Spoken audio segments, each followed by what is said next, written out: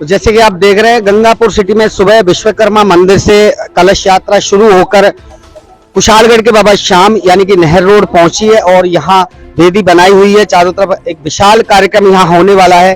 गंगापुर की तमाम जनता पूरे रास्ते में गंगापुर की कलश यात्रा के दौरान गंगापुर में देखने लायक माहौल रहा। यहाँ हम जानकारी लेंगे, यहाँ के श्याम मंदिर कमेटी के काफी कार्यकर्ता यहाँ पर मौजूद है, उनसे भी हम वार्ता करेंगे, जानकारी लेंगे कि आने वाले 5 दिनों तक क्या क्या प्रोग्राम यहाँ रखे गए हैं। हमारे साथ मौजूद है यहाँ पर पंडित अशोक जी, उनसे वार्ता करते हैं।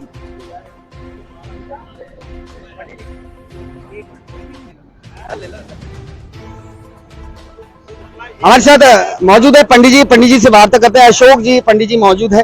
पंडित जी, विशाल कलश यात्रा आज हुई है और अगले 4 दिनों तक कार्यक्रम यहाँ चलने वाला है। विशाल कार्यक्रम यहाँ होने वाला है, किस किस तरह से कार्यक्रम होंगे, लोगों को थोड़ी जानकारी दीजिए।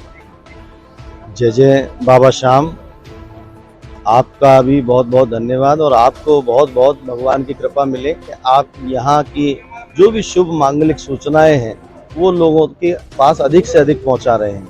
आज बहुत बड़े जन सैलाब के साथ, और जन सैलाब इकट्ठा होना सामान्य बात हो सकती है, लेकिन आत्म विभोर होकर के जो जन सैलाब इकट्ठा हुआ है और उसके साथ जो कलश यात्रा हुई है वो आज अविस्मरणीय कलश यात्रा है।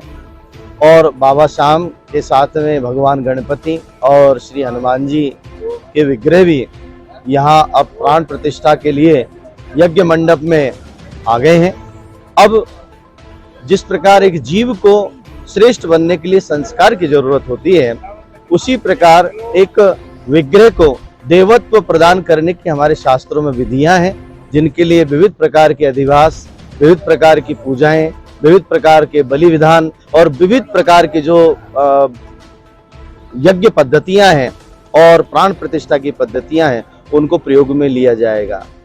आज अभी कलश यात्रा हुई है, उसके उपरांत अब जो भी आवाहित देवता हैं उनकी पूजाएं चलेंगी।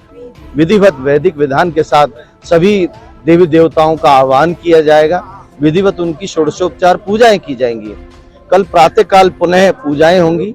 इसी दौरान आज से ही भगवान के कभी जल में तो कभी धान्य में, कभी मेवों में, कभी घृत शर्करा आदि में और किसी समय पुष्प में और वस्त्र आदि, इस प्रकार अलग अलग इन विग्रहों के अधिवास होंगे और पूजाएं भी साथ चलेंगे। कल यज्ञ की प्रक्रिया है, गृह शांति वास्तु शांति यज्ञ होगा। सभी आवाहित मंडलस्थ देवताओं के निमित्त यज्ञ भाग प्रदान किया जाएगा। परसों प्रातःकालीन पूजा होगी। जो नूतन भवन बना है उसकी वास्तु शांति परसों ही होगी, 3 तारीख को। प्रासाद का अभिषेक होगा, जो देव स्नपन का विधान है, और प्रासाद अभिषेक का अग्नि पुराणोक्त और मत्स्य पुराणोक्त विधान है, जिनमें 81 कलशों के द्वारा विविध प्रकार की अलग अलग सुंदर सुंदर सामग्रियों के साथ भगवान के नूतन मंदिर का अभिषेक किया जाएगा और उसको भगवान के विराजमान होने योग्य बनाया जाएगा। तदुपरांत प्रधान भगवान श्री कृष्ण के ही स्वरूप है बाबा श्याम, और वही है स्वरूप है कि वही है, तो उनके निमित्त ही जो प्रधान देव है श्री गोपाल यज्ञ का आयोजन हमने 3 तारीख का रखा है।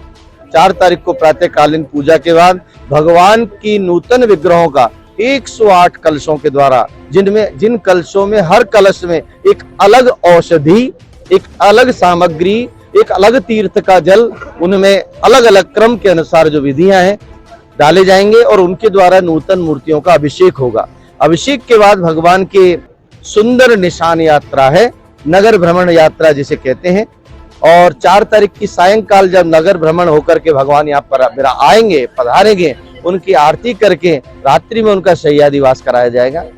तदनुरूप अगले ही दिन प्रातःकाल सुबह भोर से ही नूतन मंदिर की जो भगवान की वेदियां बनी है प्रतिष्ठा के लिए, उनके न्यास आदि, उनकी प्रतिष्ठा आदि आरंभ हो जाएंगे।